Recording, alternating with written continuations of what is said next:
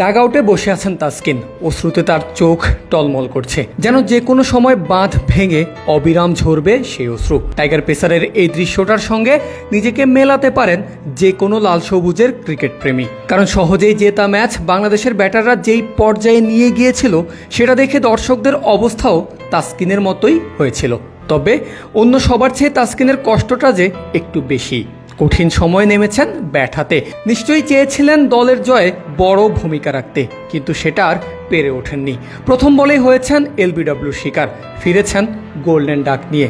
তাসকিন যখন সাজঘরে ফিরেন তখন বাংলাদেশ হারিয়েছে ৮ নম্বর উইকেট। জয়ের জন্য তখনও প্রয়োজন আরও ১২ রান। তবে একে একে ২ বলে ২ উইকেটের পর তানজিম সাকিব, মুস্তাফিজুর রহমান কেউই জেনুইন ব্যাটার না, ফলে এত কাছে থেকেও জয় তখনও অনেক দূরে। আর সেই অনুশোচনাটাই হয়তো জল হয়ে জমেছিল ঢাকা এক্সপ্রেসের চোখের কোণায়।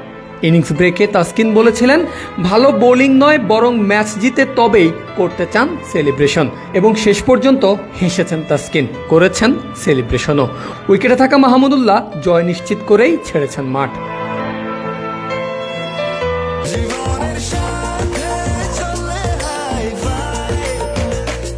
স্বাস্থ্যকর অল টাইম হানিকম, সব সময় অল টাইম হেলদি লাইফ।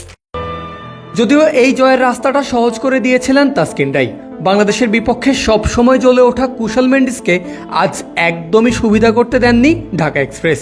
নিজের করা প্রথম ওভারেই তাকে পাঠিয়েছেন সাজঘরে। শেষ দিকে দাসুন সানাকাকেও দেননি কোনো সুযোগ। ৪ ওভার বল করে ডট আদায় করেছেন 10টা, রান দিয়েছেন 25, যার মধ্যে 12 রান হজম করেছিলেন প্রথম ওভারেই। অর্থাৎ শেষের 18 বলে তাসকিন দিয়েছেন মাত্র 13 রান। সাকিব আল হাসান ছাড়া বাকি বোলাররাও এদিন ছিলেন তাসকিনের মতোই হার কিপটে। তানজিম সাকিব 1 উইকেটের বিনিময়ে 4 ওভারে খরচ করেছেন 24 রান। সমান ওভারে মুস্তাফিজ দিয়েছেন কেবল 17 রান, উইকেট বাগিয়েছেন 3টা। ম্যাচ সেরা রিশাদও তুলেছেন 3 উইকেট, রান দিয়েছেন 22। 4 রান দেওয়া মাহমুদুল্লাহ করেছেন কেবলই 1 ওভার। এদিন শুধুমাত্র রান বিলিয়েছেন সাকিব আল হাসান। কোন উইকেটের দেখা না পাওয়া আল হাসান 3 ওভার খরচ করে দিয়েছেন 30 রান। তবে বাকি বোলারদের দাপটে এমনিতেই কোণঠাসা হয়ে যায় লঙ্কান ব্যাটাররা, যাতে করে প্রথম ইনিংসেই টাইগারদের জয় অনেকটাই নিশ্চিত হয়ে যায়, যেটা ব্যাটাররা কঠিন করে শেষমেশ ঠিকই হাসিল করে নিয়েছে।